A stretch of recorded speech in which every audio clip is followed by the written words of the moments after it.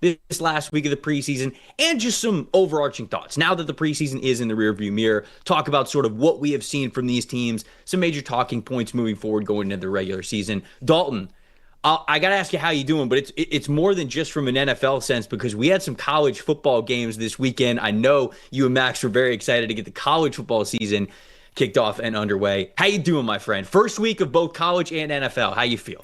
I'm good. I think that's why we're itching for real NFL games, is because we got a handful of real college football games, including a ranked matchup, a great one between Kansas State and Iowa State that went down to the wire. But no, we're good, man. Now it feels like we're really getting over the hill on this roller coaster and starting to move downhill. We're previewing 11 games this week on the college show tomorrow at 1 o'clock, so that's going to be a lot of fun. There's a boatload of college football to be had this week from Thursday to Monday, and then next week obviously starts the NFL. It's about to be a dual threat with a whole lot of fun there. I mean, there's some big week one games in college football. I'll obviously leave you guys to previewing that and talking about all of that, but I am so excited. I could not be more excited to sit on my couch for 12 straight hours on Saturday. Like it's gonna feel so beautiful to be back. The weather's kind of turning everywhere around the country. We're getting a little bit cooler.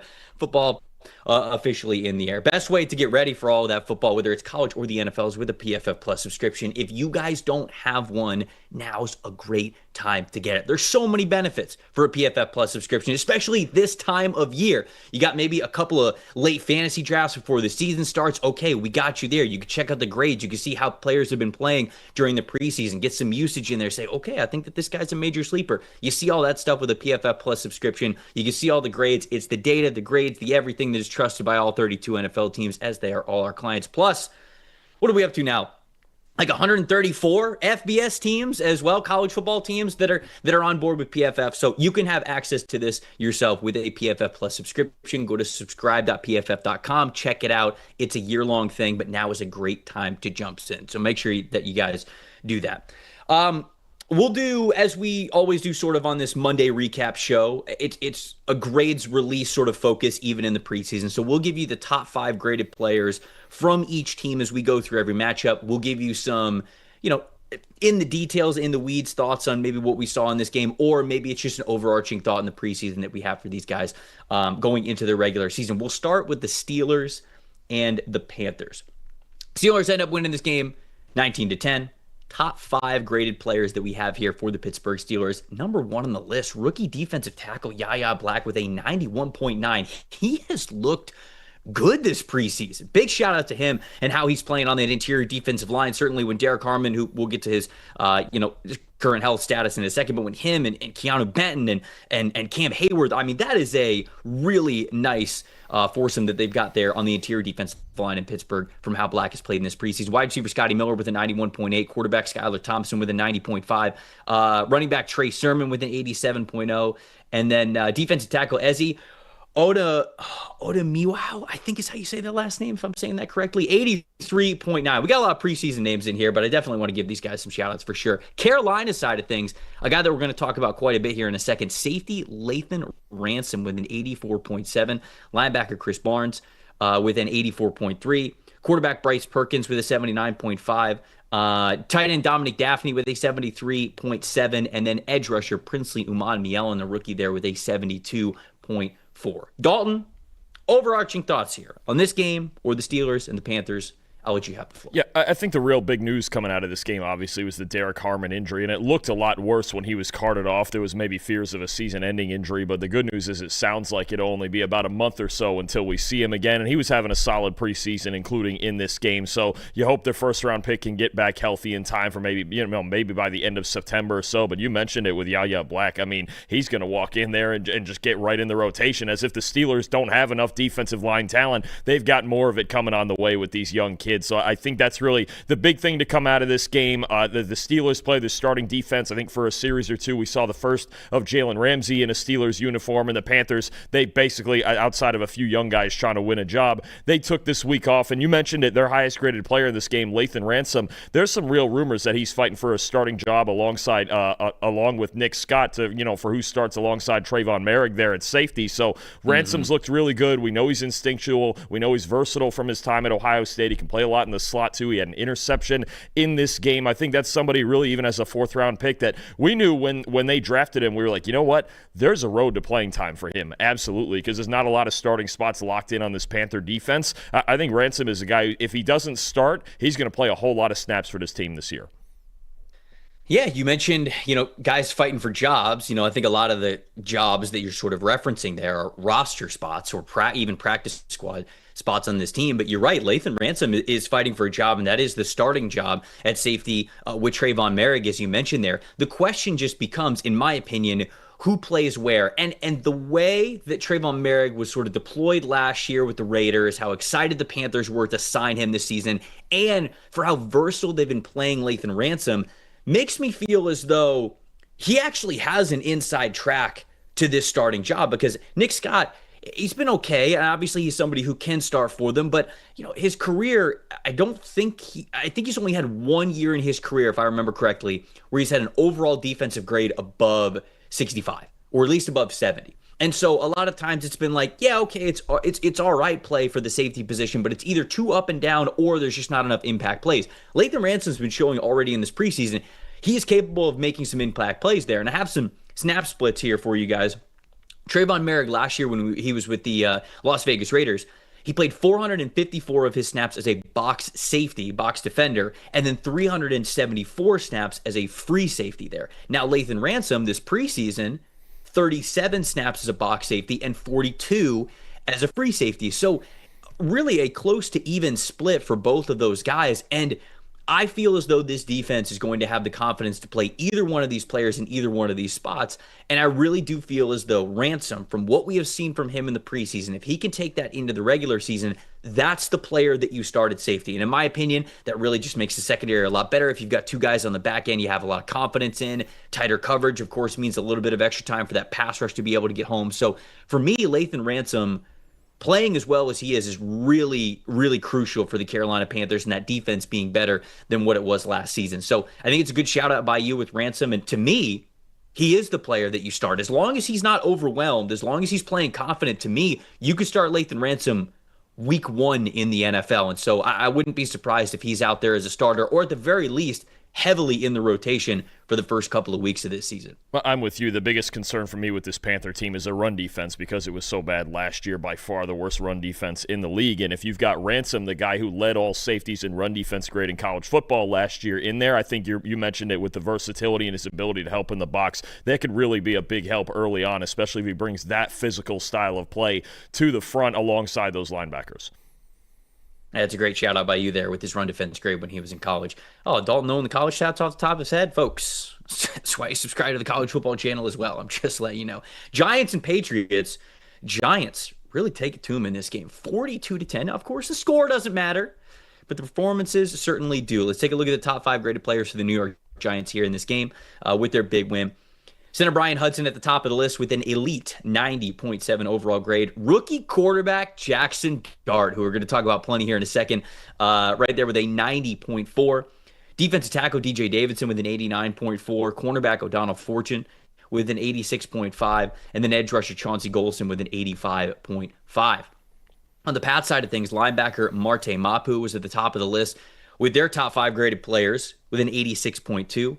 Cornerback Brandon Crossley with a 79.9. Safety Kyle Duggar, interesting conversation here with him now being on the trade block, a 77.9 overall grade. Wide receiver Jeremiah Webb with a 75.0. And then offensive tackle Caden Wallace. Anytime you get an offensive tackle in the top 5, or I should say offensive lineman at all for the Patriots in their top 5, you feel good about that. Caden Wallace with a 74.9. Dalton, we'll talk about Jackson Dart plenty, I think, here, but you want to start the conversation there, or what's your biggest takeaway from this? No, I think it is. I think it's what you want to see from Jackson Dart. I thought this was by far his best preseason performance. The grades bear that out. A 93 passer grade. Now, the surface level stats might not tell you he was 6 of 12 for 80-something yards and a touchdown, but all 3 of the big-time throws fell incomplete. 2 of them dropped. The other one one was a tough catch that we didn't give a drop to, but certainly Dart made a great throw on it. I think this is what you want to see. When the Patriots are out here playing practice squad guys or guys that they're going to trade, you want to see Dart go out there and dominate. I thought his first performance against Buffalo was solid. There was a little bit of up, a little bit of down. I thought last week against the Jets was very conservative, only a 4-yard average depth of target. This game, he came out here and dominated. This was by far the best that he's looked. And again, you want to see him dominate this level of competition. The one thing I will throw in here, Trev, for as great as this was, 93 passing grade, it was awesome. I still would wait to start him. I would still start the season with Russell Wilson, but you suddenly feel more comfortable that he's learning Brian Daboll's system at a very fast rate, that he's comfortable making throws under pressure in the NFL, and that really is one of his best traits, is staring down the barrel and making throws even as he's being hit. One of these big-time throws for sure, the one off to his left to the corner route, that was exactly what that was. And then I just think you don't need to rush it. I know Giants fans are going to get antsy, but I think you wait. Russell Wilson also, I thought, has looked good this preseason when we saw him play. I think he's a good fit to open up this offense with the deep ball as well. You don't have a reason to rush Jackson Dart. I know the Giants, the GM and the coach might be on the hot seat a little bit, but you don't have to make any rash decisions with this. Start Russell Wilson, and then if you see him start to falter and if you feel like you're falling out of maybe a wild card race, because I think this team has enough talent, if their offensive line holds up, that they could stick around in a wild card race. I know the schedule is very difficult, but I like their defense. I like their receivers, especially with Malik Neighbors headlining. Their offensive line's the big question to me against starting caliber D-lines, but I would still wait, stay patient, let him go through the process, because there's really, to me, no reason to rush and go turn around on the plan all of a sudden, go, okay, start Jackson Dart week 1. I don't think there's a reason for that. Let him learn on the side. Let Russell Wilson run this offense, and I think he can run this offense well. Yeah, if we were on more of a hot take show, or if our social media numbers were down a little bit, I'd say something like, you have to start Jackson Dart immediately. I'm not going to say that here on this show, even though I just said it, and I'm sure that it'll probably get clipped, and I'll have to pay for that later. But I do completely agree with you. I don't think that you have to start him right away. However, I think that this brings up a really good conversation once again of the question that's one of the toughest questions to answer in the NFL when you were a team builder and when you were a coach. And that is, when do you start a highly touted rookie quarterback? And a lot of people look for a blueprint. A lot of people like to say, oh, well, if you know he's going to be the starter eventually, you start him right away. You want him to get those live bullets. You want him to understand the NFL. You start him right away. Other people would say, let him sit the entire year. Every rookie quarterback should redshirt their first year in the NFL. And I think that the truth in that is that every situation is a little bit different. And I would say that the only universal truth I have, or universal answer, I should say, for that question is simply when they're confident. When you think that they are playing confidently enough, not just to have success in the football field, but more importantly, they're playing with enough confidence within themselves to fail and not start to doubt their abilities. That is really when you see these young quarterbacks get in trouble, is when you have these instances where you start a rookie quarterback and maybe they're just confident, out of the gate, but then they have a turnover-worthy play. They have an interception. They have a fumble that ends up leading to a loss. And it's like they don't forgive themselves for it. And they start to doubt their abilities and whether or not they could be a starter in the NFL. And it's those quarterbacks that have enough confidence in themselves and in their supporting cast and certainly their coaching staff that most of the time are the ones who can survive those early rookie struggles and continue to play better and play really well even early in their NFL career. So that would be my answer to that. And I say that to say Jackson Dart, sure, on the outside, certainly looks like we're pretty close to that. So does that mean that you have to start him right away in week 1? I agree with you. No. If Russell Wilson was terrible, if Jameis Winston was terrible, then I think that you'd consider it. But I don't think you have to do that right away. So that's the first point, is that I think that Jackson Dart is ready from a confidence perspective whenever you want to go with him. You don't have to do it in week 1, but I think it's encouraging to know that he's already ready. 2, the other observation that I had after this game and the preseason is that I love that Brian Daboll is basically allowing Jackson Dart to do the things that make him very confident. Think about what he was when he was at Ole Miss. A vertical, push the ball down the field type of a quarterback. That's what that offense was. It's what Lane Kiffin wanted it to be. They wanted it to be potent. They wanted it to be high scoring. And that's what Jackson Dart has been for them over the last couple of years. Now, of course, in scouting reports, you read that and you understand there are less opportunities to do that at the NFL level. You have to be smarter about when to take your chances there. But a lot of times you also have to learn to operate, especially in this too high defensive world. You have to be able to operate underneath. And you have to be able to move the ball down the field methodically. However, to start things out, and certainly what it looks like Brian Daboll is teaching these Jackson Dart specifically, we're going to let you push the ball deep down the field. I was so impressed with the game plan. And specifically, I'm pointing out Jalen Hyatt, who I think could have a really good year this year, especially the sooner that Jackson Dart gets in there as a quarterback. 22.9 average depth of target for Jalen Hyatt this preseason.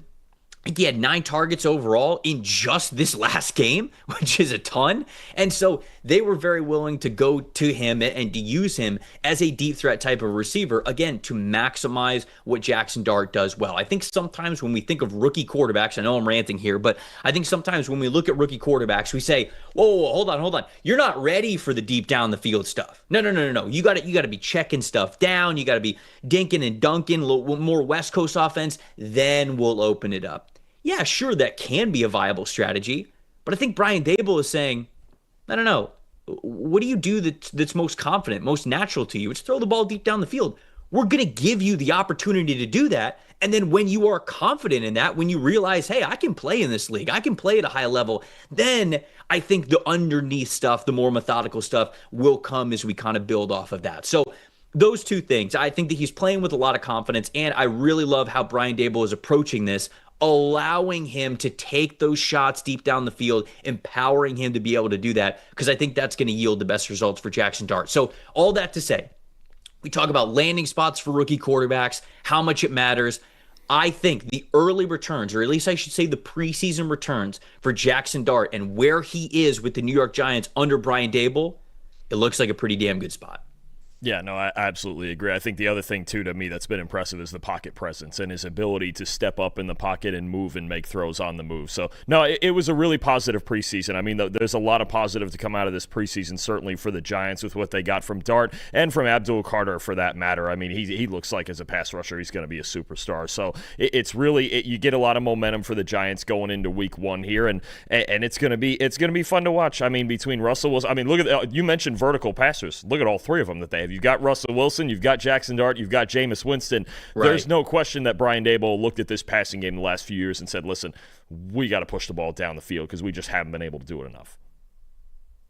Eagles and the Jets. Eagles take the win here in this Week 3 preseason game, 19-17. Let's take a look at the top 5 graded players for the Philadelphia Eagles here in this one. First, rookie edge rusher Antoine Powell-Ryland with a 93.6. Boy, it looks like Howie is it's like, oh, okay, we don't have Bryce Huff. That's fine. Let's get a younger version of him and what he wants to do as a streamlined member of this offense. Safety Lewis Cine, who I believe got cut after this game. So not great, but I mean, had a 92.0. Got to salute him for that. Really great performance. And if he did get cut, if he did get waived, which I feel like I read that when the Eagles made a couple of trades this weekend. But anyways, giving him respect there for a 92.0 in this game. Linebacker Dallas Grant with an 84.7, cornerback Perry Nickerson with an 82.9, and then edge rusher Ogbo Okoronkwo with a 79.5. On the Jets side of things, rookie safety Malachi Moore with a 92.1, wide receiver Jamal Pritchett with an 88.9, linebacker Jackson Sermon with an 87.1, center Liam Fornadell with an 84.7, and then offensive guard Marquise Haynes with an 83.6. Top takeaways here. Dalton, what do we got? I think for the Jets more so, there's probably 2 things. Malachi Moore being their highest graded player, pulling in an interception for this in this game. I think there's a chance that even if he's not starting, he could fight, probably with Tony Adams for some playing time at safety. He's looked really good so far in training camp and preseason. I think Malachi Moore is a 4th-round pick. It was a really good one. I liked it at the time. You're talking about a guy who's really smart, versatile, just knows what he's doing back there. It's good to see him have a game like this. But otherwise, the news for the Jets was the 2 trades that they made for a couple defensive tackles. One, Harrison Phillips from Minnesota, and then also for Joan Briggs. They just didn't feel like before this week or going into this week that they had enough defensive tackle help, especially in run defense next to Quinnen Williams. And this was a big problem last year. Their run defense was an absolute mess last year. There wasn't enough depth on the defensive line. After Jermaine Johnson tore his Achilles, it really got bad up front, but especially on the inside, the Jets just didn't feel like they had enough depth beyond Quinnen Williams. I think Harrison Phillips probably steps in and starts right away as a longtime starter. Good work in Minnesota the last few years as a run defender. Briggs is a guy who can come in and rotate in as well. This is what they were missing. Last year, there was just too many guys in run defense that were not getting the job done. Javon Kinlaw, Solomon Thomas, some of the veterans. Now they've got some young kids. Leonard Taylor's in that mix. They've got Jay Tufele in that mix, who's looked good as a pass rusher, but still not a great run defender. Aaron Glenn's trying to deepen this defensive line so they can stop the run, because to me, that's where it all started last year with the Jets defense, is they were just unable up front to stop the run, especially if Quinnen was out there by himself with no help on the interior. Quincy Williams and Jamie and Sherwood just trying to chase the ball constantly. You need to be better on the defensive line against the run, and I think these two trades at least incrementally help them do that. Yeah, and I think that it emphasizes sort of what we've been talking about with the Jets, and where very clearly Aaron Glenn was going to look at this roster and basically say, hey, we're looking for cornerstone players. That's about it. Like, he has not had control over this roster. There's a lot of guys that aren't his guys, because when you get a new general manager and a new head coach, there's only so much turnover that you can have on a roster. And so we figured that a big part of this year was going to be the Jets leaning in on two things. We're going to stop the run, and we're going to run the football. Like, it's those two things. What a wonderful time for my camera to freeze right there when I'm making the emphasis and the numbers in my hands. But I think that that's just what the Jets are going to be about. They're going to try to play low-scoring games. They're going to try to control the football, limit turnovers as much as possible. And, of course, like coaches, every coach in the NFL will preach this. But that is what the Jets are going to do.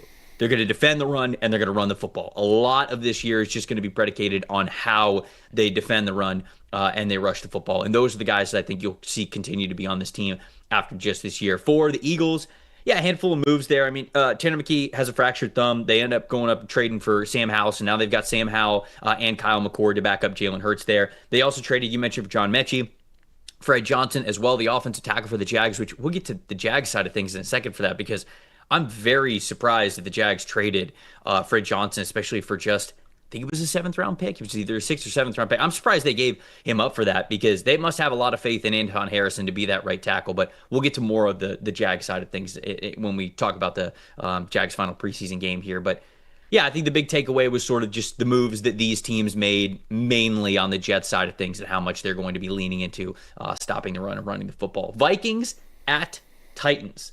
Titans end up winning this game 23-13. Top 5 graded players that we have for the Tennessee Titans here: wide receiver Van Jefferson with a 94.4 Gator grade, don't forget. Defensive tackle Jeffrey Simmons with an 89.7. Edge rusher Jihad Ward with an 89.1. Cornerback Clarence Lewis with an 86.7. And then tight end Josh Wiley with a 85.9. On Minnesota's side of things, defensive tackle Levi Drake Rodriguez with a 90.4. Linebacker Austin Keys with an 81.8. Cornerback Reedy Stewart with an 81.7. Edge rusher Bo Ricker with a 80.0. And then linebacker Dorian Mousey with a 74.5. What do we think about this one, Dalton? What's the takeaways here? I think it's more just a summation of Cam Ward and what we've seen through 3 weeks, right? I think you have a guy who, two things are evident, and we knew this with Cam Ward already. One, he's going to throw the football vertically down the field. Another big-time throw in this game, 84.2 passing grade. In short work, only 7 dropbacks, but he looks solid. He's going to throw it downfield, and he's going to improvise outside the pocket a decent amount. I mean, it's just the Cam Ward experience that we know and love already from his time at Incarnate Word, at Washington State, and then at Miami last season when he was a Heisman finalist. I think the Vikings feel pretty good about where they're at. It's good to see Van Jefferson step up 100 yards on 3 catches this week. If he can make just those occasional explosive plays in this offense, he's not going to be a high-volume target. That's going to be Calvin Ridley, maybe Tyler Lockett. They're obviously going to want to run the football too, but if Jefferson can give them that explosive element, that really helps, especially a passer like Cam Ward who likes to attack down the field. So I like what we've seen so far. He looks like he belongs on an NFL field. He obviously has more confidence than anybody on the planet, because that's just how Cam Ward operates, but it was a good showing from him. Again, I was glad to see him get to play in all 3 preseason games and get as many reps as possible. Yeah, I like that, and I think that it's just a bigger trend that we're seeing that we're getting, especially these quarterbacks who are playing at least a decent amount in the preseason. And I wonder if it is just that we went just down to 3 games in the preseason, and coaches don't have to look at the preseason as this long thing that they have to survive with their starters. With 3 preseason games, I think it feels a little bit different than 4, especially when you get that extra week for guys to rest and recover. So instead, now you feel a little bit better about allowing some of your starters, specifically your quarterbacks, to be able to play during the preseason. Because, yeah, obviously, you would think that rookie quarterbacks, you would want them to get as much time as possible. But there have been years in the past where guys have been drafted number 1 overall or in the first round, and they don't play at all or barely play in the preseason. So truly, like, their first feel of the NFL is week 1. And I just don't.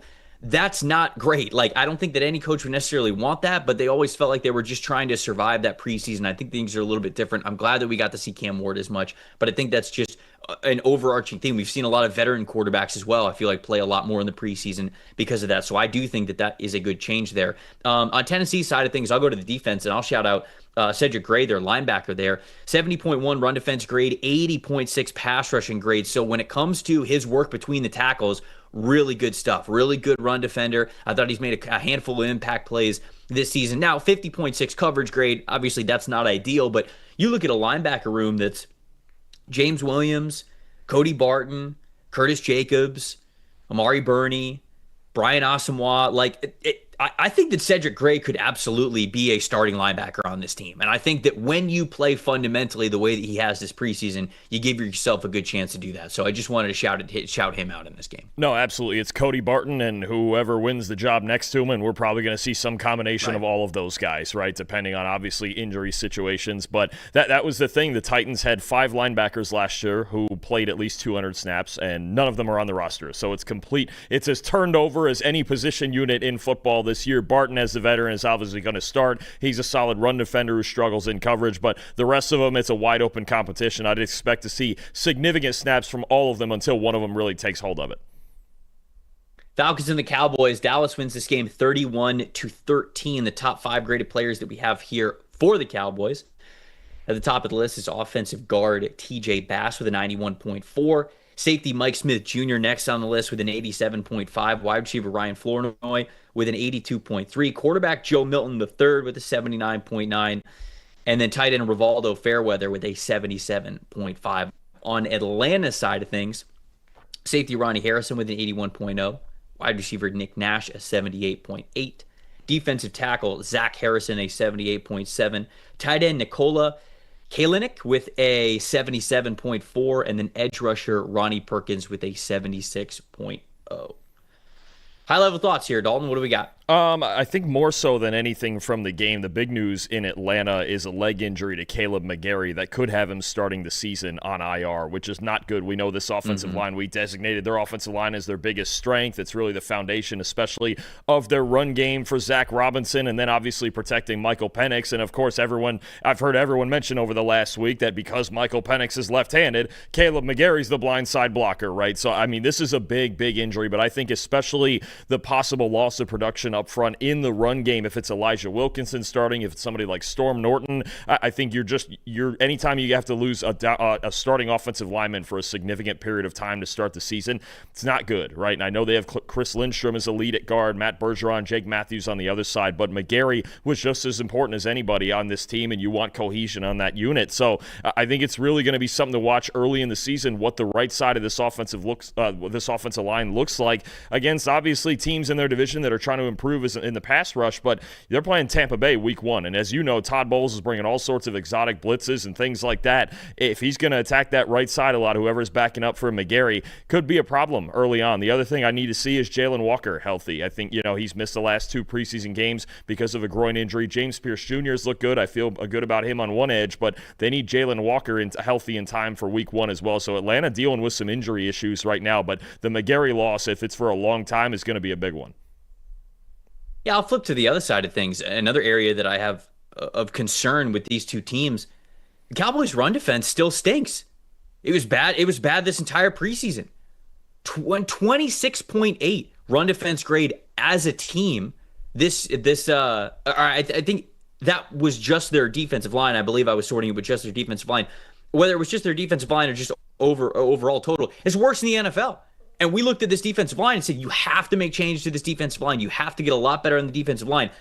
They didn't really sign anybody. I mean, they signed Solomon Thomas, but Solomon Thomas is a little bit lighter of an interior player anyways, and he struggled with run defense. They signed Perrion Winfrey, but Winfrey has been somebody who has struggled with run defense as well.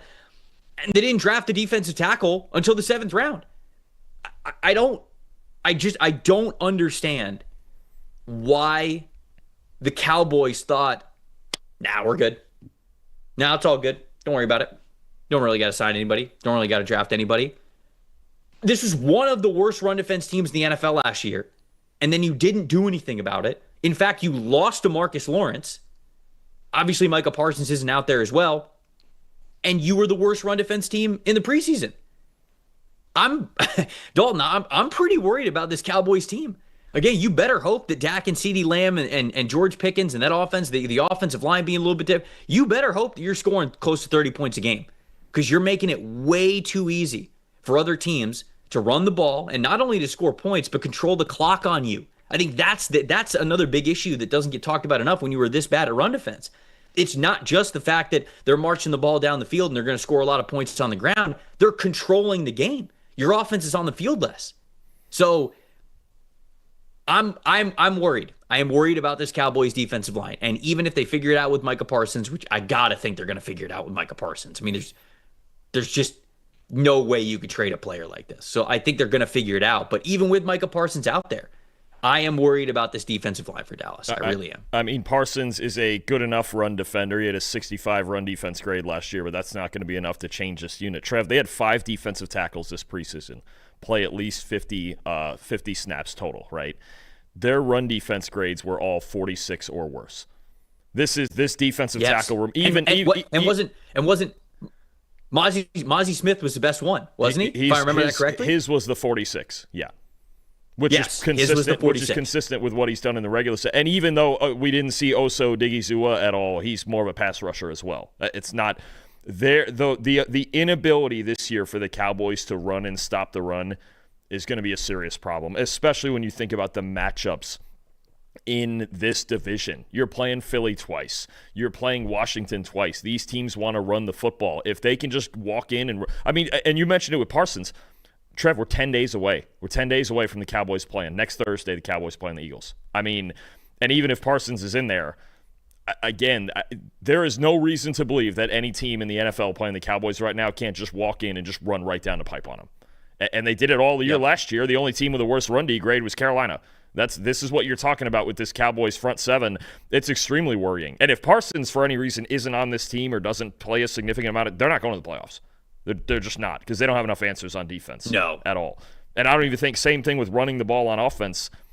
Javonte Williams, Miles Sanders, I know they like Jaden Blue, but he's not an every down back. Those two things, Washington can run the ball. Stopping the run's a little more questionable, but they have Bobby Wagner at least. I would take Bobby Wagner on the Cowboys right now. And Philly obviously can run and stop the run. It's what they do. They do everything well in the trenches. This is just not a good matchup. There's going to be weeks this year where the Cowboys, it's just like, oh, okay, they didn't stop. They gave up 250 on the ground. They just can't win like that. Yeah. And it's not getting better. It's not getting better through the preseason either. Right. And I don't want to be too much of a hypocrite here, because I love the first 3 picks of the draft. You know, I really like, even though I would have flipped where I drafted Donovan Ezeraku and Tyler Booker. Like, I like Tyler Booker. I like Donovan Ezeraku. I like Savone Revel. Like, those are good players in my opinion. And I thought that the Cowboys had a pretty good draft, but I like the players, right? I just don't love the fact that they didn't do anything to the defensive line to be a lot better in the run. But this has been the problem. Will see. This has been the problem in Dallas, is that actually you look over the last decade, they have drafted well.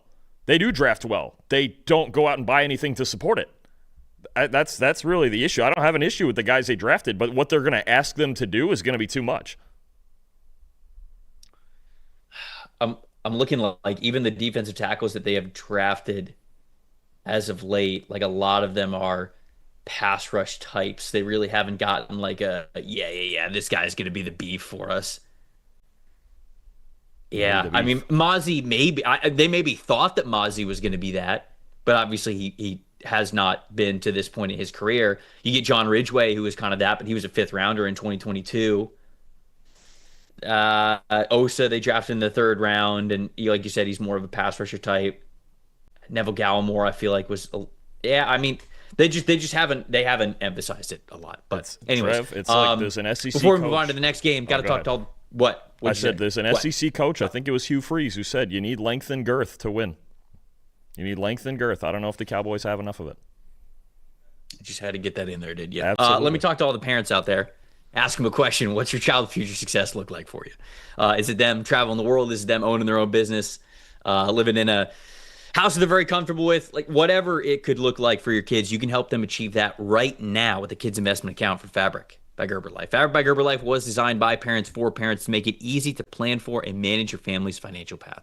With the Kids Investment Account for Fabric, you can start investing in your child's future today. The whole thing is online. Setting up an account could take you as little as just 5 minutes. Then you just manage your child's account right from your phone. Your kids can't invest while they're minors, but this specific kids investment account allows you to invest on their behalf, gives those investments so much more time to grow. Starts just $20. No contribution limits to it. It's got tax advantages. Funds are SIPC insured up to $500,000. There's no commission fees to it. Just a low, flat monthly maintenance fee. And you don't have to wait till they're older to take advantage of this. When they're younger, maybe you're dipping into it for, sporting events, music classes, tutors, tuition, things like that. And then when they're older, maybe you're helping them start the business. Buy a first house, buy the first car, whatever that looks like. Join the thousands of parents who trust Fabric to protect their family. Start investing in your child's future today at meetfabric.com/PFFNFL. That's meetfabric.com/PFFNFL, MEET, fabric.com/PFFNFL. Portfolios are managed by Fort Washington Investment Advisors Incorporated. Additional services provided by Apex Coin Corporation. All investing is subject to risk. You can learn more at meetfabric.com. Bears and the Chiefs. Chicago wins this one. Tyson Bagent, the hero at the end. Love to see it. 29-27 there. Top 5 graded players that we have for the Chicago Bears in this game. Ja'Day Walker, their wide receiver, a 90.1 overall grade in this one. Tight end Durham Smythe, an 89.5. The aforementioned and pictured Tyson Bagent with an 86.0. Linebacker Carl Jones Jr. with an 85.4, and then Roma Dunze, their wide receiver, rounding things out with an 81.4. On Kansas City side of things, there he is. He's back, baby. Quarterback Patrick Mahomes at the very top of the list with a 95.6. He looked good. Guard Trey Smith, 92.8. Center Creed Humphrey, 91.9. Good to see those guys obviously right there. Offensive tackle Jawan Taylor, an 89.3. And then edge rusher Charles Omenihu at an 85.0. A lot of the names that you would want to see up there for the Chiefs are indeed up there. Your thoughts on this one, Dalton? What do we got? Really did another deep dive on Caleb Williams here against the Chiefs starting defense. Okay. And I thought, honestly, his 54.7 passing grade was lower coming out of the tape than I thought it would be. But I think just the turnover-worthy play, one bad throw into the end zone really kind of sunk that. But to be honest, I think for the most part, he ran the offense pretty well, right? There wasn't as many flashy deep shots downfield in this game. The Chiefs playing their man-to-man coverage as usual. They were really good in coverage in this game, and Williams found ways to work around it. There was also a first down run on a bootleg. That was good to see. So I do think with Caleb Williams, the process is not going to be, it's not going to bear like immediate results. Like I don't think he's going to come out week 1 and throw for 400 yards. That's not going to be the deal here. It's a complicated defense. They're playing Minnesota on Monday Night Football. But I think Ben Johnson, look, he said this a few weeks ago. He goes, look, Caleb's doing things in this offense that he's never done in his life. He's getting under center more. He's turning his back to the line of scrimmage. There's reads I'm asking him to make and things I'm asking him to do that he's never done before. I'm in the boat that this can look good, certainly by later in the season. It's going to take time, and I think this was another example in this game. We saw he looked great against the Bills' second and third stringers last week, right? Now he's playing the Chiefs' starting defense, and he's starting to get a feel for what this offense is supposed to look like and how he's supposed to move the chain. So the grades might not say this was a great game for Caleb. I really think he just made the one bad mistake in the end zone down low. It was a throw over the middle that he just really should have just fired the ball into the stands and tried to fit it into double coverage. But I think when you look at Caleb Williams, the progress is going to be incremental week to week. You're going to see, okay, he saw this or he didn't see this, or there's certain throws that he just isn't confident in yet. I think it's going to take some time, but I think for the most part, there was a lot of positive things out of this preseason and even this game, even though the grades don't show it too much. There's a lot of positive to take out of Caleb Williams. I think he's going to slowly figure out this offense.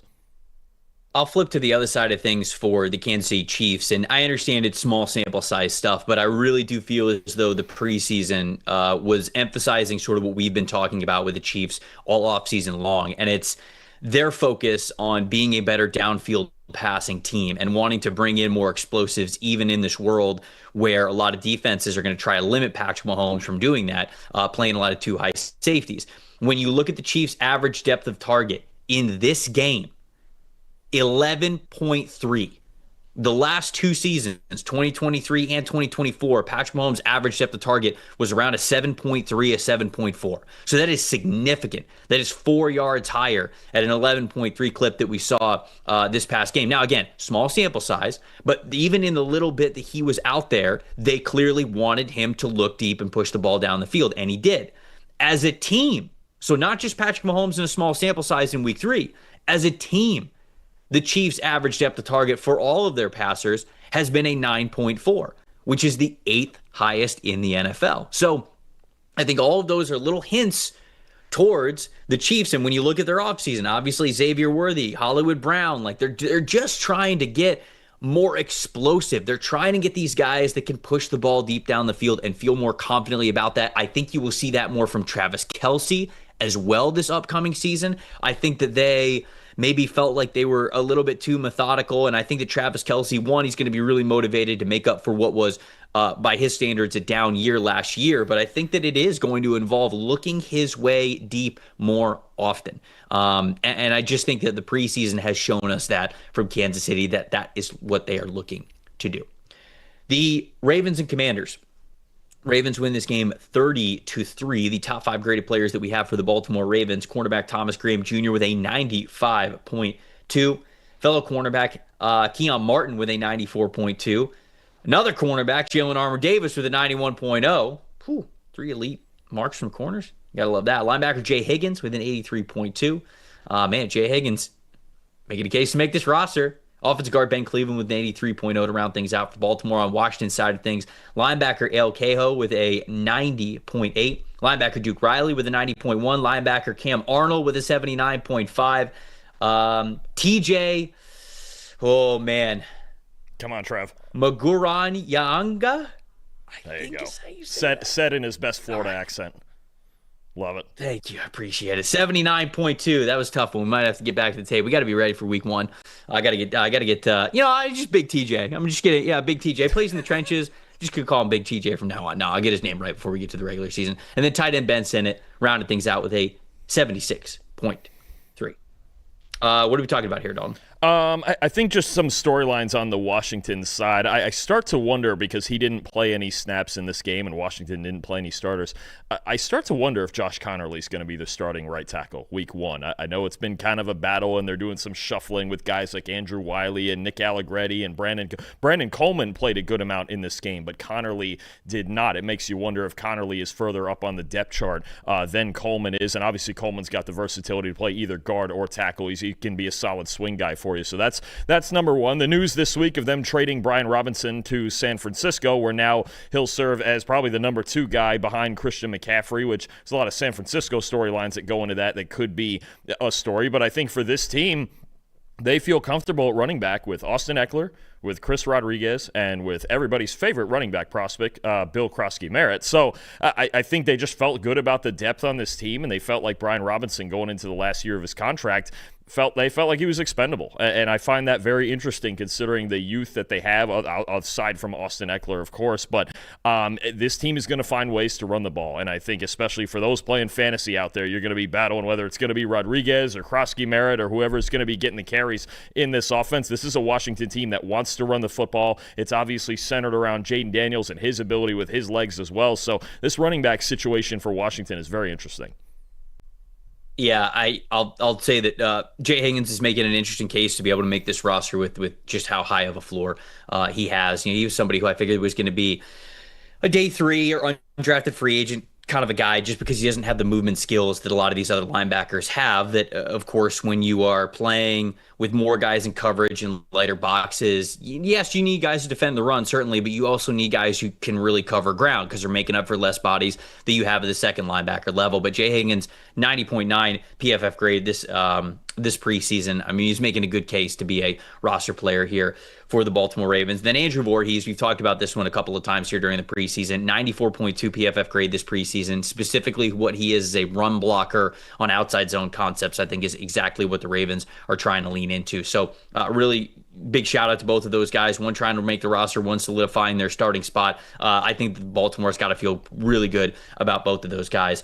Shout out to Salensi, who gave us a $10 super chat. So like you said, been a while since I've watched. Wanted to say that I've caught up on most of the streams and I'm finally back here. Love to have you back, Salensi. We appreciate you. By the way, most surprising cut so far from any of the 53-man rosters. It's early, obviously. They're just started getting into that process. He said, also, I need my PFF Dalton hat. A surprising cut that I had is one that actually had happened. What'd you say? Go ahead. I need a PFF Dalton hat too, actually. We got to work on that. What is it, just going to say Dalton on it? Have we been over this? I forget if we have. I mean, I don't know if we been over this already. Do I get my own? Have I been around long enough to get my own logo? Maybe we got to ask the producers about that. We'll figure it out. What would your own logo be? I don't even know. Actually, I need shirts for each show is what I need. Before it's not about me. All right, it's about the team, guys. I mean, if somebody sounds like it is about you. If somebody makes a PFF Dalton hat, I mean, if you want me to just add it just right underneath this one, I just get it. We can do that too. So the surprise cut, I haven't really been surprised at any of the cuts so far. But one of the surprise ones actually happened this morning, which is Monday morning when we're doing the show. Mike Hilton getting cut from the Miami Dolphins, and this is an experienced player from the slot, and the Dolphins have on paper one of the worst secondaries in the NFL, I think. Now, they've got like Kader Kohu, but I think this also sort of speaks volume to Jason Marshall Jr., their rookie cornerback who's been playing in the slot for them, who I never really considered as a slot defender. I feel like his movement skills and his size overall, whether it comes to height, weight, length, all that, I felt like he was just an outside corner through and through, but he's been playing some in the slot, and apparently they have liked what they have seen. So for them to cut Mike Hilton, somebody who has been proven in this league in the past, is very interesting. So I'm a little bit surprised about that. But other than Hilton, not too many surprise cuts that we have here. Someone's saying, wasn't Hilton slated to be a starter? I felt like he could have been, which is, again, why I'm a little shocked that they end up cutting him on the first wave of cuts here. But anyways, Dalton, any surprise cuts? I don't, again, like I said, I don't really have any that have happened over the first 24 hours. But yeah, if you did, shout them out. If not, we'll move on to the next game. I think just a funky one for me for the Cleveland Browns. Same thing, cornerback depth. Nick Needham, especially with Martin Emerson being out for the year and this team really needing to find some cornerback options. They've got Denzel Ward, they've got Greg Newsome, but you feel like the lack of depth there might hurt him at some point. I thought Nick Needham was a guy who could have made that roster. So you're saying they really didn't? They didn't need him. Need him. It's tough. It's tough, Trev. That's real. It's cut week, Trev. And I could physically hear Eli, one of our producers, like screaming and groaning with me saying that. No, he's no. That's that was we've had some. you looking to the right told me everything that I need to know. There. Yeah. Let's move on to the next game. Colts and Bengals. The Colts win this game 41-14. Let's look at the top 5 graded players that we have for the Indianapolis Colts in this one before we talk about kind of what happened in the preseason overall. Wide receiver Coleman Owen with a 90.6, linebacker Joseph Vaughn with a 90.6, edge rusher Isaiah Lamb with an 89.8, tight end Jelani Woods with an 85.5, and then wide receiver Anthony Gould with an 83.1. On Cincinnati's side of things, cornerback Marco Wilson, 86.4, edge rusher Isaiah Thomas with a 74.9, offensive tackle Andrew Coker with a 73.5, center Matt Lee a 73.4, and then halfback Kendall Milton with a 73.0. What do we think here, Dalton? What are we talking about here? Not a whole lot, because on the Colts side, they didn't play any starters, and they didn't play Daniel Jones or Anthony Richardson, and it kind of felt like a going through the motions game a little bit. On the Bengals side, as always, we have issues on the offensive line. Cordell Volson is out for the year. He was supposed to start at right guard. They brought in Dalton Reisner for a visit, but they have not signed him yet. I think he was also visiting Seattle as well. I mean, it's just the same things we're going to talk about with the Bengals, right? It's what is their offensive line going to look like? Dylan Fairchild's starting for sure at left guard. He's looked good this preseason. Didn't play at this game. He's locked in as their left guard, especially now with another injury inside. What is their offensive line in the interior, especially at guard, going to look like? And again, we're less than 2 weeks away from their first game, and Trey Hendrickson is not signed or traded or anything. Look, Trev, they were 26th or 27th in pass rush grade last year with Trey Hendrickson. He doesn't play for them this year. I don't actually know how they're going to rush the passer. So, I'm sure we'll see if Al Golden's going to blitz more or anything like that. But as usual, I don't think this week changed anything. It actually made it worse with Volson's injury. We have questions about the Bengals in the trenches, and that's a real problem. Yeah, the Bengals are going to sign Trey Hendrickson because they have to, right? I mean, it could be as simple as that. They have no one else other than him who can help along that defensive line the way that he certainly can at a consistently impactful level. I think Shamar Stewart's going to take a little bit of time, and I think the rest of the guys on the defensive line are fine. Nobody's making the impact that Trey Hendrickson is making. So it's been reported that they have agreed to the years and the total overall number for his contract. It's just a matter of where the guarantees are and how much they are. This deal gets done because it has to. And Trey Hendrickson, for as much as I'm sure that he would have liked to be out there during the preseason, he's going about this business the way that he should. And it's always a risk, right? Like this time, prove your case to be more valuable or the other side's. And sometimes a preseason could happen. And a lot of guys, like if Shamar Stewart looked like an all-world edge rusher, then all of a sudden, like that doesn't look good for the negotiation standpoint of Trey Hendrickson. But in fact, to me, it's very much the opposite in this regard. The Bengals, I don't know where this ranked because I didn't run the numbers for every single team. 30.6 points per game allowed this preseason. Now, of course, it's the preseason. You're trying stuff, all of that, but like the defense already wasn't great last season. And without Hendrickson, we've sort of seen the returns of like, okay, who else is going to step up on this team? Nobody throughout the preseason. So it doesn't make the Bengals feel any better about not having him out there. And so to me, I think that this deal gets done simply because it has to. You gave it, and it has to because the overall money is agreed upon. Right? If they were super far away on the overall money that he was going to get and the per year basis and all that kinds of stuff, I'd be a little bit more skeptical here. But now it's just about the principle of the guarantees and everything. So now, unfortunately for the Bengals, because of the timeline of sort of how they went about this process, you have signed Joe Burrow to big money, you have signed T. Higgins to big money, you have signed Jamar Chase to big money. If you don't then do what you need to do to keep your good defensive players, there's no reason for you to have done the first three and re-sign those guys. You cannot make your offense elite and your defense terrible because the winning window that you will have now with those three guys that you have already committed all the money to, it doesn't mean anything.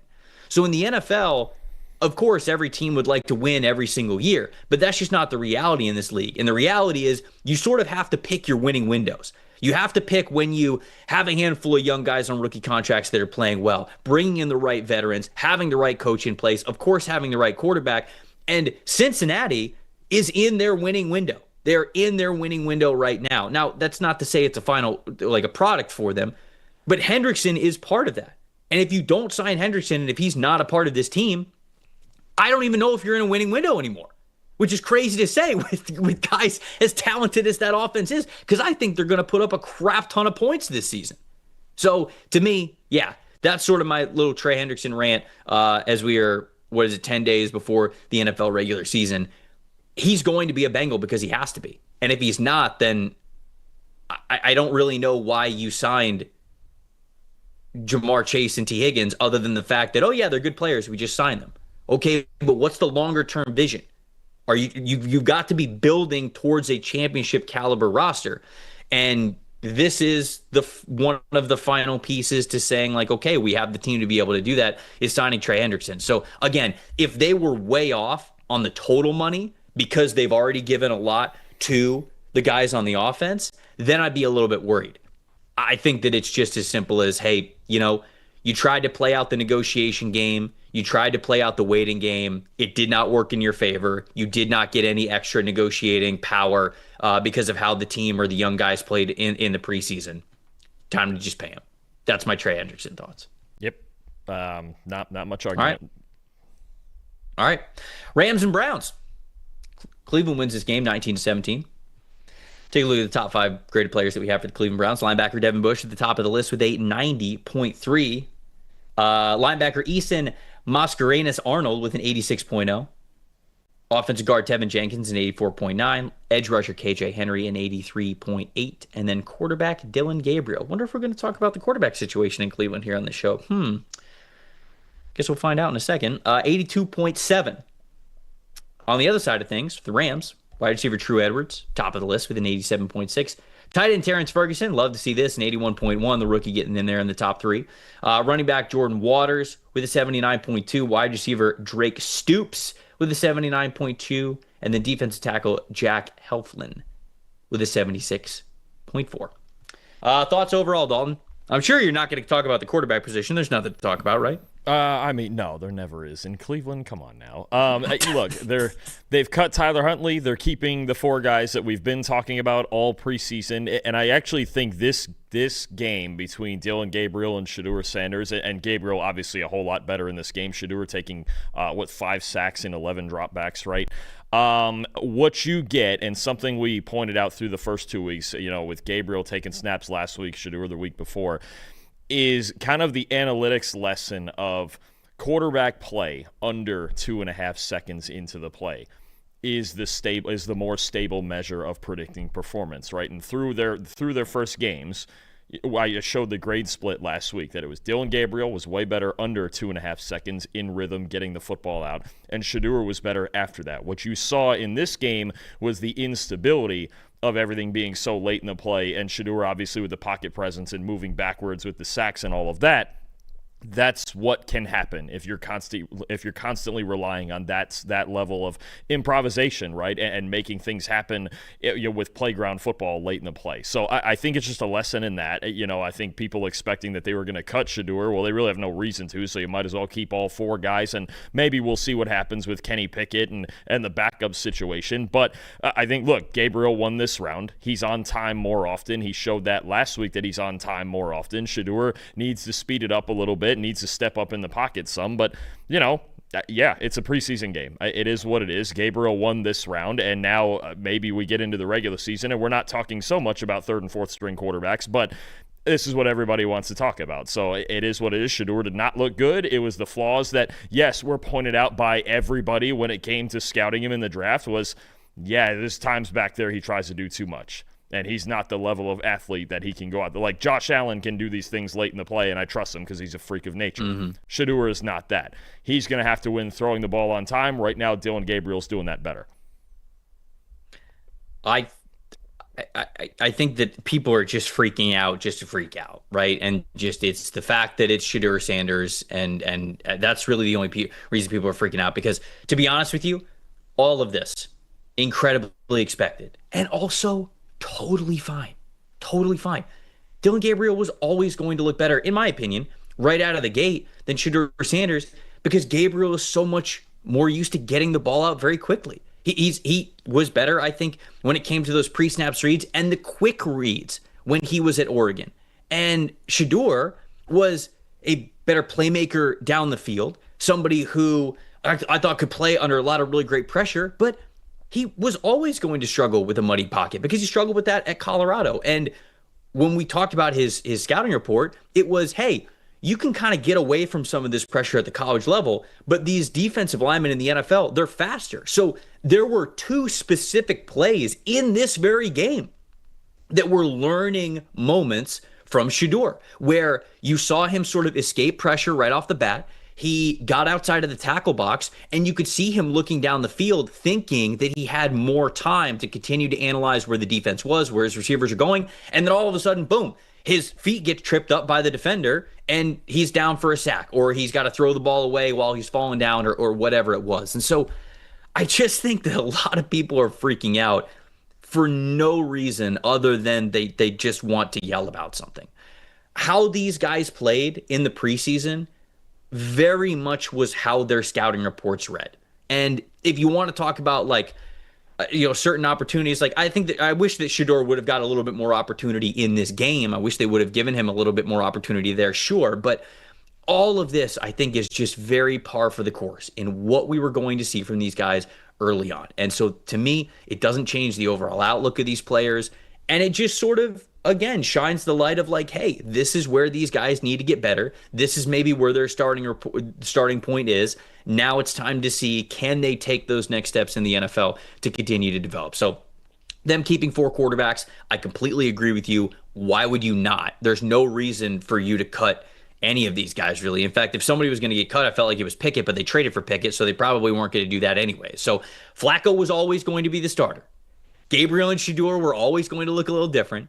And Kenny Pickett being on the roster or not was really the only big question mark that I had going into this preseason. And they're keeping all 4 of them. So I think that this is a much ado about nothing, in my opinion, for what we saw with these quarterbacks. And we'll see what happens with them moving forward, because I do think that one, if not both of them, are going to get the opportunity to start this upcoming season at some point. The Texans and the Lions. Houston wins this game 26-7. Houston's top 5 graded players that we had in this one: cornerback Arthur Mallett with a 90.4 overall grade at the number 1 spot. Edge rusher Dylan Horton with an 83.0. Wide receiver Cornell Powell with an 82.0. Safety Jalen Mills with an 81.3. And then linebacker Jake Hansen with a 79.8. On Detroit's side of things, edge rusher Nate Lynn with a 90.5. Wide receiver Isaac Tesla, man, they are getting this dude the ball. 90.4. Quarterback Kyle Allen with an 89.2. Linebacker Grant Stewart with an 85.3. And then defensive tackle Miles Adams with a 79.2 to round things out. Takeaways here, Dalton. What do we got? Yeah, I think it's the guy that you just mentioned there. Look, I know they have Amon-Ra St. Brown. They have Jamison Williams. They have Tim Patrick. Isaac Tesla's going to play in the regular season. He's going to play a good amount. This preseason, 10 catches, 146 yards, 3 touchdowns, 5 contested catch opportunities. He reeled in 4 of them, and an 84 receiving grade. He's earned it. He's gone in this preseason through training camp, and also he's gotten serious praise as a run blocker as well. He's got a role on this team, no question, and obviously they spent 3 third-round picks to get him. They like the athleticism. His hands are off the charts. I think this is somebody who's come in and earned it. He's earned playing time. I know they're stacked with the weaponry at receiver, even the tight end room, all of that, but Isaac Tesla is going to play a lot in the preseason. The second story is, to me, Kyle Allen came in and won this backup job handily. 85.5 passing grade this preseason. Feel like I'm pretty sure I've talked about him all 3 weeks here. He really came in and took Hendon Hooker's backup job there. And obviously we saw last year it must have been tenuous because they went to Teddy Bridgewater instead of Hooker, and now Dan Campbell says he might benefit from a change of scenery. But Kyle Allen's their backup quarterback, and he's played great all preseason. Might have to get you a Kyle Allen jersey at some point before the season starts with how much you've been caping for the guy. No, but I think it's obviously warranted with how well he's been playing. I'll switch to Houston's side of things, right? A big question mark that we had with the Houston Texans coming into the season with their offensive line. Ariante Urshary has looked good as a pass protector at one of those offensive tackle spots, so you feel good about that. Ed Ingram, who struggled when he was with the Minnesota Vikings, has looked good with Houston when he has been out there so far this preseason. 89.0 overall blocking grade and a 90.1 run blocking grade there from Ed Ingram. So it's good to see the good numbers. Now, obviously, you got to get the best 5 out there. You got to get a group that you feel good about where you're not changing the lineup every single week. Those guys can get some chemistry. And, of course, regular season in the NFL is a lot different than in the preseason. But it's good to still see the high grades from these guys and some hope on the Texans' offensive line, right? I mean, we talked about, okay, Dallas, they didn't do anything to their defensive line. I think that Houston's kind of the opposite, right? They looked at their trench issues and they threw a ton of resources into the trenches. Now, was it premium assets? No. Obviously, you're subtracting a guy like Laramie Tunsil, and so that's not a good way to start, but they invested some in draft picks. They invested some in trades. They invested some in free agents, and so they're at least doing what they need to do to try to change their situation, and so I think it's really good to see players like Ed Ingram have some good grades for them going into the season. We'll see what that best 5 for them and that week 1 starting 5 looks like for the Texans in about 10 days. Broncos and the Saints, the Denver Broncos, the Sean Payton return game here in the preseason. Denver Broncos win this game 28-19. Denver's top 5 graded players that we had in this one: wide receiver Cortland Sutton, their wide receiver 1 with an 89.2 overall grade. Guard Clay Webb, rookie, 84.1. Linebacker Lavelle Bailey with an 83.6. Running back Audric Estime, NFLSC's own, 83.5. And then wide receiver Kyrese Rowan with an 82.9. On the Saints side of things, cornerback Isaac Yiadom with a 85.9. Defensive tackle Vernon Broughton, rookie from Texas. Good to see him on the list here with an 83.6. Cornerback Quincy Riley, again, good to see a rookie here in the top 3 with an 83.6. Offensive guard Kyle Hergel with an 82.4, and then tight end Jack Stoll with an 80.8. What are we talking about here, Dalton?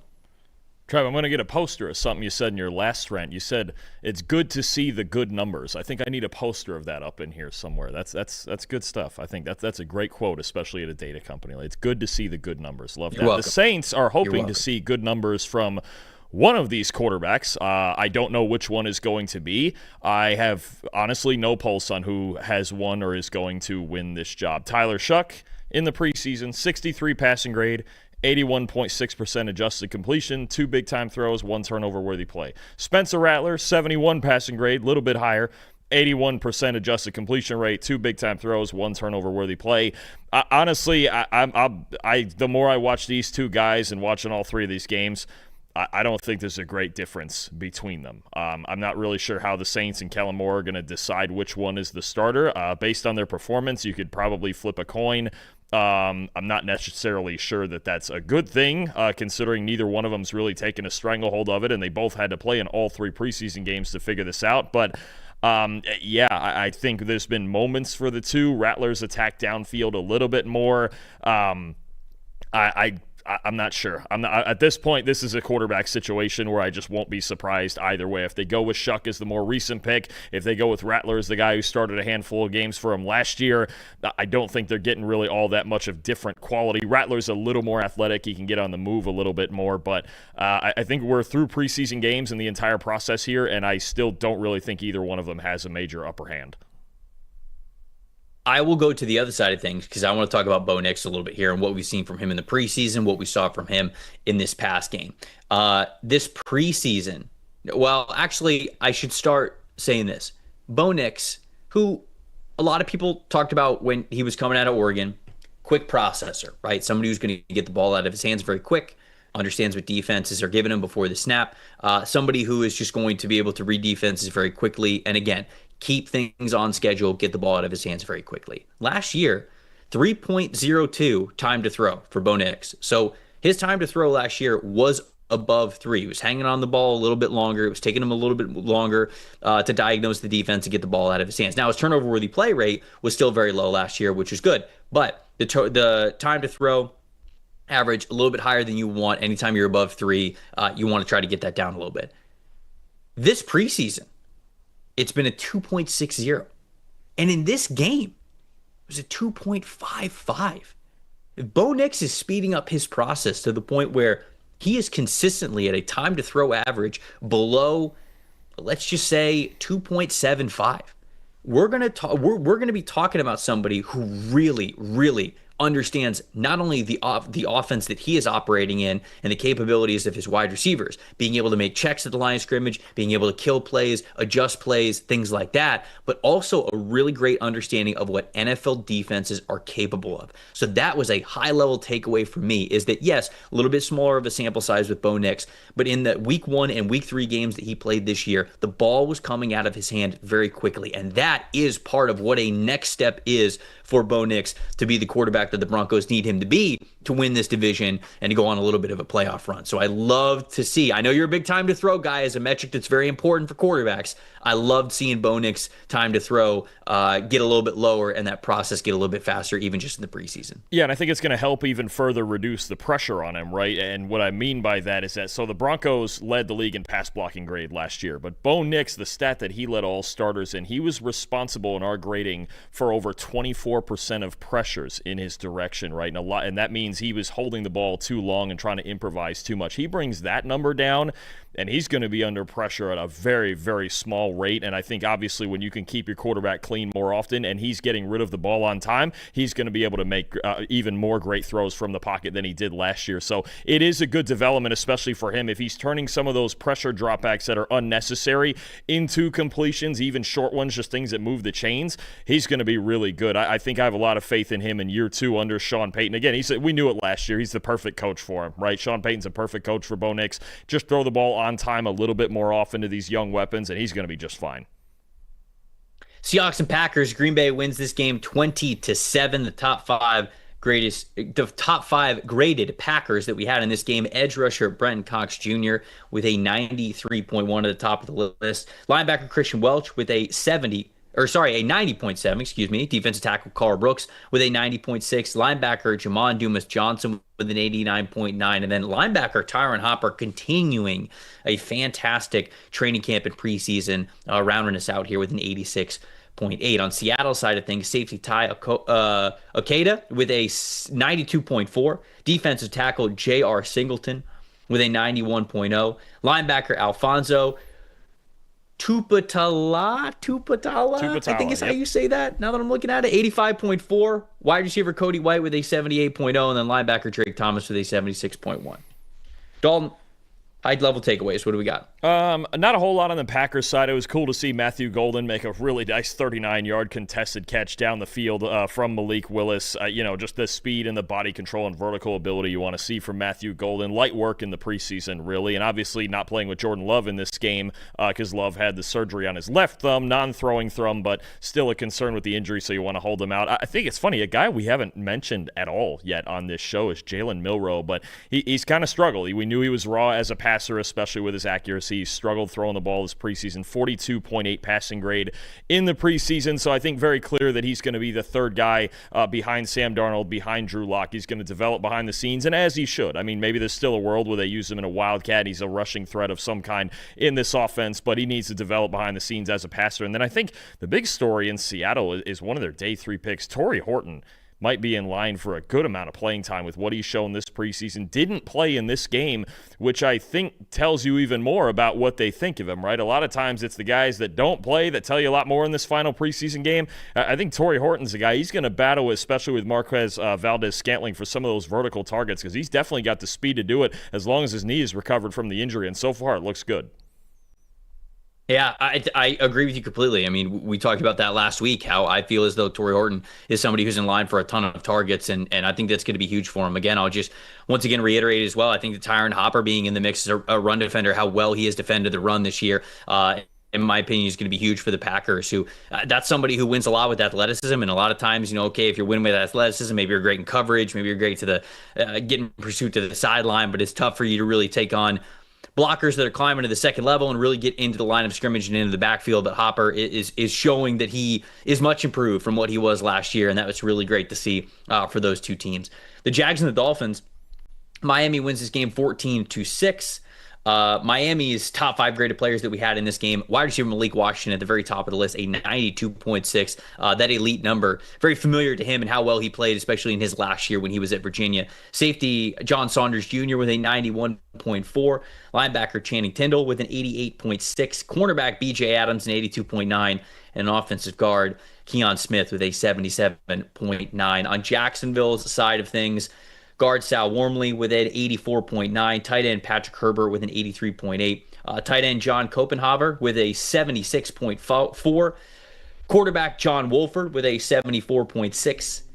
And then edge rusher Yasir Abdullah with a 74.6 as well. Thoughts here, Dalton? What do we got? Yeah, I think we just got the full configuration of what the Dolphins' offensive line is going to look like. And I'm really watching this left side. You've got Patrick Paul, obviously, at left tackle, who's got 3 career starts under his belt. And then Jonas Savaianea, who's obviously their second-round rookie they traded up for. He's going to start at left guard. It looks like James Daniels going to be at right guard. We didn't see Austin Jackson in this game, but obviously he'll be at right tackle and Aaron Brewer at center. But that left side of the offensive line, those 2 young guys are what I'm going to be watching throughout the season. Can they protect that front side for Tua enough that he can make the throws? And obviously they run a lot of RPO. He likes to get the ball out quickly most of the time, but this team needs to be able to drop back and pass protect. If the left side of this offensive line can do that, you raise the ceiling on this offense a little bit. I think that's really a big thing, and obviously they need James Daniels healthy too, coming off the Achilles, but this was really, to me, the first time that we saw most of this offensive line. Again, Jackson didn't play, but that left side, those are 2 guys I'm keeping an eye on early. Playing the Colts week 1, not the best pass rush in the league, but you got to be able to make it happen when it counts. Yeah, on the other side of things for the Dolphins, 3 of their highest graded players from the preseason on the defensive side of the ball were on the defensive line, and it was their key players. It was Jordan Phillips, it was Kenneth Grant, it was Zach Seiler. I mean, I think that's really good because we went into this offseason talking about interior help was very needed for not just the Dolphins offensive line that you were talking about a little bit there, but also on the defensive line. Really good run defense grades from those guys. It allows those edge rushers to play a little bit more free. Certainly when they're healthy, they got a really good edge rush room. And so if you feel good about those interior players, you're really freeing those guys up to get a lot of one-on-one opportunities. So the Dolphins defensive line could potentially be a big-time bounce-back unit this upcoming season from what we have seen from the preseason. And then on the Jag side of things, they must feel pretty good about Wyatt Milam to potentially play offensive tackle as well as offensive guard for them, because they traded Fred Johnson to the Philadelphia Eagles like we talked about earlier in the show. Johnson was their highest graded right tackle, and it felt like there was a big revolving door at right tackle this preseason. Now, Anton Harrison's been dealing with a little bit of an injury, and so that's understandable, but I feel like you would have wanted to keep Fred Johnson on the team given how well he's played. Now, most of his snaps did come at left tackle. Maybe they felt like, okay, he was very clearly more comfortable at left tackle. We don't really need a left tackle because they've got Walker Little to play that spot. But just for how well he was able to play overall this preseason, I'm surprised for a team that's still figuring it out on the offensive line that they would have moved on from him for such a late draft pick there on the late day 3 part of things. So very shocked about that, but I think that just goes into maybe the faith that they have in not just Anton Harrison to still be the right tackle when he is fully healthy, but also the versatility of what they have from Wyatt Milam to play guard or tackle for them. Yeah, absolutely. I mean, offensive line depth is going to be key for that Jaguars team. They don't project to have an elite starting unit. There's been injury issues the last couple of years. And you mentioned that Harrison going into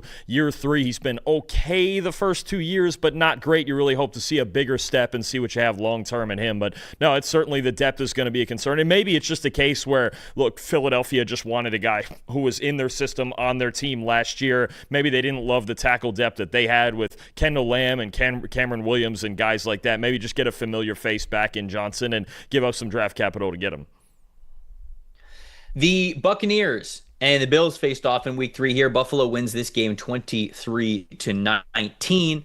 Buffalo's top 5 graded players in this game: linebacker Joe Andreessen with a 91.9 overall grade, defense tackle Casey Rogers with a 91.4, tight end Kaliki Latu with an 83.6, cornerback Zay Alexander a 79.2, and then linebacker Dorian Williams with a 79.1. On Tampa side of things, really good day from wide receiver Tez Johnson at the top of the list with a 91.6, quarterback Connor Bazelak with an 80.3, linebacker Deion Jones a 78.7, offensive guard Luke Haggard with a 76.1, and then quarterback Kyle Trask rounding things out with a 75.6. Walt in the chat was saying that his Raiders need a backup quarterback. I wonder if Kyle Trask is going to be somebody that is on the move here within the next week or so, given the fact that the Buccaneers signed Teddy Bridgewater. I don't think they signed Teddy Bridgewater if they feel good about Kyle Trask. So very clearly, I think that QB2 job was up for grabs. Bridgewater doesn't even play in this game, this third preseason game. So I think that Kyle Trask could be one of those backup quarterbacks that might be on the move. Takeaways here from either team, Dalton. What do you got? I actually think from both teams, more than anything in this game, the story is injuries. You start with the Bucs. Jalen McMillan's going to be out a while with the neck strain. He's going to start the season on IR. Chris Godwin is out to start the season. Most likely he's probably not going to be ready for week 1. Tristan Wirfs, we know, is going to miss the first few games. The interesting part is they're leaving Godwin and Wirfs off the PUP list. They're going to leave them on the 53 so they can still practice and not have to miss the first 4 games. So maybe one or both of them is back before week 4 or 5.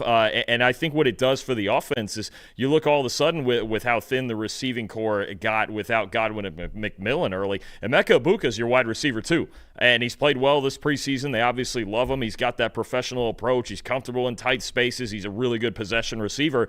He's going to play a much bigger role early on, I think, than either of us thought. Maybe he was going to play this role anyway. Obviously, they know Godwin's health better than us, and maybe he moved ahead of McMillan on the depth chart, but this pretty much guarantees Emeka Egbuka as your wide receiver too. And then as far as the Bills go, been worried about cornerback since last season, since the offseason. They drafted Maxwell Harrison in the first round. He's been injured. He's been out with a knee injury. He didn't play at all in the preseason. Tre'Davious White, who they re-signed this offseason, he just suffered an injury last week. There's not really a timetable on him. Right now, I have no idea what their outside cornerback room looks like across from Christian Benford. It's obviously supposed to be Maxwell Harrison. He hasn't practiced at all lately. this is a problem. This is a problem for a Bills team that had the second worst coverage grade in football last year. They really need one, if not both of those guys healthy. Maxwell Hairston, this injury and not getting any preseason reps is really concerning going into the year. It's my boy Zy Alexander, of course. I felt like was a little bit of one of my guys. They actually just cut him, too, so. Ah, damn. That's the surprise cut, Salensi. What are we doing here? Yep. What are you doing? You need corner depth. Justice for my boy Zy Alexander. Top 5 graded player on the in week 3 of the preseason. Cuts. Sad. Hate to see it. The Bills just don't know how to evaluate talent. It's one of the best teams in the NFL, one of the most successful teams in the NFL. That I've often said this. No, I'm kidding. I'm obviously completely kidding.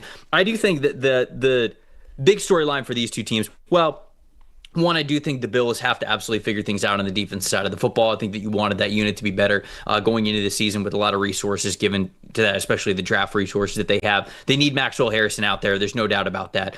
They really do need him to be healthy. And I just feel as though the defense overall for Buffalo hasn't been great this preseason. So we'll see what it is out of the gate for this team. But Chris Godwin and Tristan Wirfs not starting the season on the PUP list, I think, is important for this team because it gives them the ability to ramp these guys up at any point in time, right? Because when you think about guys who start on the physically unable to perform list, it's not just that you, can be back after 4 weeks. You can't practice until 4 weeks, right? And instead, I think that this now gives them the ability to hold these guys on the roster and they can ramp their practice speed and usage and everything demands up gradually until they're able to play. So even though these guys might still not play until week 4, week 5, they're going to get, I think, more practice time in with them, not on the physically unable to perform list. And obviously that's a big deal for the Buccaneers because those are two very key players, specifically Tristan Wirfs, who they would definitely need back, trying to repeat as division champions there. Chargers at the 49ers. The 49ers won this game 30-23. The Niners, top 5 graded players that we had in this game. Edge rusher Travis Gibson with a 90.5 at the top of the list. Wide receiver Tariq Owens, T.O.'s kid. Hope we feel old now. 90.5 overall grade in this one. Linebacker Nicholas Martin with an 87.2. It's good to see the rookie in the top 3, as it always is. Defensive tackle Jordan Elliott, 81.1. And then cornerback Saron Neal with an 80.9. On the Chargers side of things, Marlowe Wax with a 93.7, the linebacker there. Rookie cornerback Nico Reed back in the top 5 once again. 83.7 overall grade from him. Tight end Oronde Gazden the second with an 81.4. Linebacker Delshaw Phillips with an 81.3. And then wide receiver Jalen Johnson with a 77.9, Thoughts? What do we think, Dalton? I think for the most part, I'll start with the 49ers. I don't know when the terrible injury luck is going to stop for them, but they're getting incredibly thin, especially at wide receiver. You look at Brandon Ayuk, is at the timetable's unclear, but Kyle Shanahan said maybe week 6 or 7. Jawan Jennings has a calf injury that might put him on IR. You've got Jacob Cowing is going on IR. I mean, there's just no healthy wide. Jordan Watkins, I believe, turned an ankle. There's no healthy wide receivers on this team other than Ricky Pearsall. And then you look at their defensive line. Michael Williams didn't play a single snap in the preseason. CJ West is working through a tweaked knee that he suffered in practice a couple weeks ago. You just look at this Niners team, and we've talked about it for most of the offseason. If they're healthy, if they're 100%, especially offensively, they look like a pretty darn good football team. But it's already starting again with these injuries, and at two places I don't think they can afford it, at wide receiver and on the defensive line where they really struggled to stop the run last year. And I think at receiver, last year you saw it, the second Brandon Ayuk got hurt, Brock Purdy's numbers went way, way down. It was not great the second half of the year after week 7 when Ayuk got hurt against Kansas City. I'm already worried about this Niners injury situation. And there are two spots where I think are so critical to the success of their team, and they're so young on defense. They need this defensive line to be better. I'm worried about this. And if you ask me right now, do I think San Fran's making the playoffs? And I know the easy schedule and all these things, but they still need to win some games early, and they really got to battle through some injury. If Jawan Jennings is now hurt too, to the point where he goes on IR, he's out a significant amount of time, I'm extremely worried about their receiving core because he was the guy last year that beat man-to-man coverage better than any of those guys. I think teams early in the year are not going to be afraid to press up and play their corners in man-to-man against the Niners. Your co-host on the college football show, Max Chadwick, DM'd us while you were talking there and said, two Syracuse rookies in the top 5 for the Chargers. Shouted out, you cowards. Wax and Gadsden. So there you go, Max. There's the shout out for you. We getting the Cuse grads in here. No, I agree. I think that it's tough to see this for San Francisco, especially with something that they struggled with last season, that they're once again struggling here before the season even begins. You mentioned some of the wide receivers. I think Michael Williams is also really tough for this team, emphasizing that, because you draft him to help and run defense, right? And I think that they draft Alfred Collins and CJ West and Michael Williams because they need to lean on these guys in this upcoming season, and not having Michael Williams out there all preseason, it's tough, because even if you're getting him out there early in the season, I don't know what his week 1 status is off the top of my head. Maybe the chat can help me out there with that. But even if you're getting him out there in week 1, okay, he's learning. Like, that's the first NFL game that he's playing, and that's obviously tough. So they're dealing with a lot of injuries already. It's the worst part of this game. You never like to see that. I do love to see Nicholas Martin in there, because Martin is somebody who I was lower on as a draft analyst, and obviously we'll see what he's like once the regular season starts. But it's great to see him and how well he is playing there. And the reason why I was lower on him is because really great athlete, just a small linebacker. And a lot of times these guys get washed out. And there were certainly times when he was at Oklahoma State where he struggled to take on blockers, especially if it was pulling offensive linemen, getting to the second level. And sometimes his over-aggressive style would give him way too high variance or low of a floor when it came to what you want from your linebackers. But it's great to see him grading really well in the preseason, because I think that that's somebody who can really fly around their defense. It's certainly a characteristic that the 49ers have loved in the past, and certainly they'll get him on the field if he continues to do that. For the Raiders and the Cardinals, last game that we're talking about here, Arizona Cardinals 20-10. They take this one. Arizona's top 5 graded players that we had in this one: edge rusher Jordan Birch with a 93.5, running back Zonovan Knight with an 89.3, edge rusher Cam Thomas with an 86.8, offensive tackle McClendon Curtis with an 83.7, and then offensive guard Nick Leverett with an 82.9. On the Raiders side of things, their top 5 graded players: defensive tackle Lucky Fotu with an 80.9, wide receiver Deontay Thornton, nice touchdown catch there, all coming out to a 79.2 overall grade. Running back Zamir White with a 78.0, linebacker Cody Lindenberg a 77.7, and then linebacker Jamal Adams with a 76.1. Is that the Jamal Adams that I think it is? Sure is. With him listed at linebacker? That's the Jamal Adams there, listed at linebacker there at number 5 there on the list for the Raiders. All right, what are we talking about here, Dalton? You know what? Let's start there real quick, because I think in their first preseason game, he was the highest graded player on their team. He's making the transition, and he looks like a natural in run defense. And obviously, he's going to be a plus athlete in coverage for this team at linebacker. And you look at their linebacker room: Elandon Roberts, Devin White, Jermaine Pratt. A lot of guys who struggled last year, especially in coverage. If Adams brings them that athleticism, that's really one of the cooler comeback stories in the NFL. But staying on the Raiders side, look, the Dont'e Thornton TD catch, that was really cool. I think you're going to see these young weapons, man. Thornton's going to play a lot, especially as the vertical threat with Geno Smith and his deep passing. Jack Besh is going to play a good amount. We know Brock Bowers is a superstar. Jacoby Myers. This Raiders offense is going to be a lot of fun. The one interesting thing that is a little bit backwards from what I thought would happen, I didn't expect this.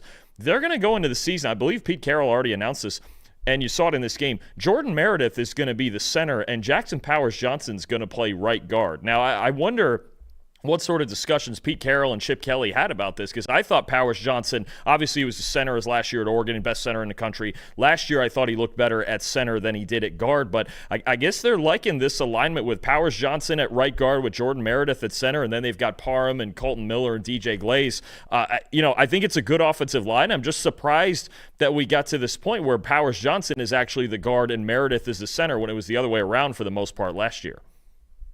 Yeah, no, it's interesting to see them switch it up, because the offensive line was having a lot of success, like you said. But hey, if it's still having success, just a little bit of a different lineup, obviously that's what the Raiders want. So they're just trying to figure out how to get these best 5 out there. That's the phrase that you always hear from all of these coaches, and that's clearly what the Raiders have been working through, and they're open to getting that, which is great to see. I love the Deontay Thornton touchdown catch. I've been trying to tell people, like, he is a sleeper fantasy player. Now, is he going to be somebody who you're going to want to put in your fantasy lineup every single week? Probably not. But like for a best ball player, I think he's great, because you're going to get some weeks this season where he might have 3 catches, 111 yards, 2 of them are for touchdowns or something. Like, he might have a nuclear week or two this upcoming season because he is a deep threat type of a wide receiver. And Geno Smith, like you have talked about so many times before on this show, wants to pass the ball deep. He has a 99.9 grade as a deep passer over the last couple of seasons, and they're going to lean into that. You don't trade for him and then change who he is, especially if you were his old head coach in Pete Carroll. So I fully believe that they're going to continue to have their foot on the gas pedal. For the Cardinals, did you talk about the Cardinals yet? Not yet. Go for it. Did you mention the so Walter Nolan not playing in the preseason? Don't love that. That's okay. I think that they're still figuring things out at like what does it look like in the second level and in their secondary. I think that Will Johnson, we've talked about this before, has to be that guy in the secondary, because if he is, man, you start to feel a lot better about those guys on the outside. Certainly the safety room. I think the DTD is going to take that next step as well. So if Will Johnson can really start to figure it out in the early part of the season, I'll even say once we get to midway through the season, that really helps this entire unit out. But, we've mentioned how the linebacker unit for this team feels like it's one of the least proven that we have here. And I think that you could feel good about the front in Arizona. I think that you could feel good about the secondary potential, but it's that second level that you really need to focus in on if you're Arizona, to make sure that you're as good as you need to be so the defense can be as good as it needs to be. Anything else on these teams before we get out of here? Nope, I'm good. I'm good. Preseason is over, Trev. We are 10 days from the regular season. It's going to be a hell of a week in college football, and I'm ready for just more real football to start. We've got somebody in the chat, JB, saying, I want a PFF Dalton hat. So I don't know what a PFF Dalton hat looks like. I don't know if it literally just says PFF Dalton on the hat. I don't know if it's a logo, but you got to get to work, buddy. You got to get with the creative team, and you got to figure it out, because very clearly the demand is there. All right, just saying. Should there be an NFL and a college version for it? Should we do 2 versions or just one? Maybe both logos? No, probably just one. You don't want to confuse the people. We got to figure this out. And I think that shows your versatility. I'm going to talk to our guys here. Maybe do we have a hat guy? Do we have somebody who can work on this?